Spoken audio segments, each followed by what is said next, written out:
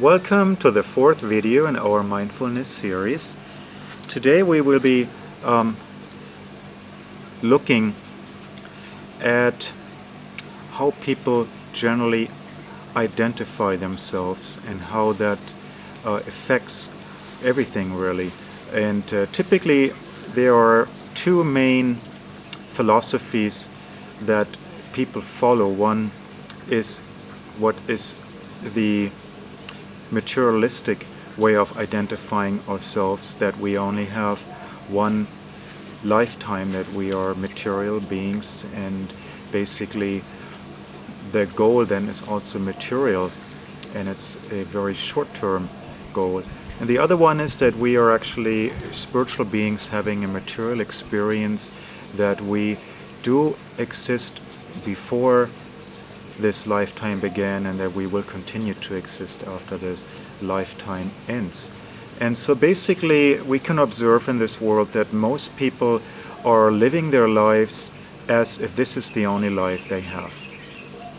Most people have adopted their worldview that we are material beings and therefore pursue material things and having material experiences.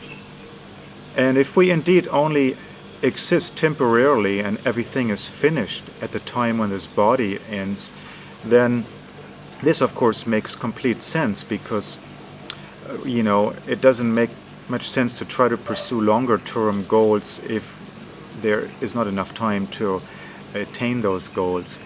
And but we need to consider, if we continue to exist after the duration of this body, then this would dramatically change the reality of our existence. Rather than the current life being everything, it would just be a tiny chapter in what would be a very long and perhaps eternal existence. So if I do exist beyond the current experience, this gives rise to many questions. For example, does it make sense? Do I really want to spend all my time and energy to achieve things which I will not be able to take with me when this body ends? And does it make sense to place all of my focus on temporary and passing goals and experiences? If I do exist eternally, is there an eternal function and purpose that is different from what I'm doing now? And if there is such an eternal function for all living beings, is there something that I can do now that brings me closer, moves me towards this eternal function, being more in harmony with this eternal function?